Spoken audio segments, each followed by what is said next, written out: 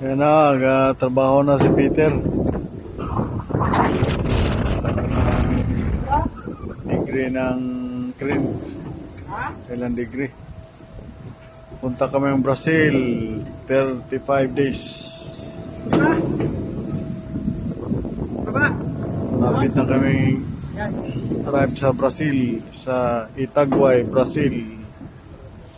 Yan.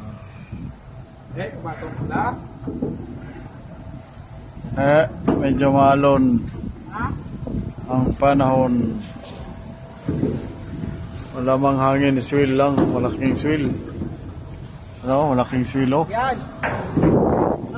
Yeah, malaking swell. 5 bodega. Yan. 4 na crane. Ito yung ginagawa namin ng crane.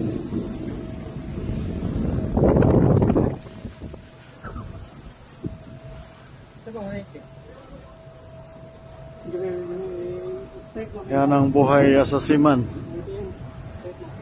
Sabi nila pag walang alon, extend pag medyo malakas ang alon, negosyo ang aming ginagawa.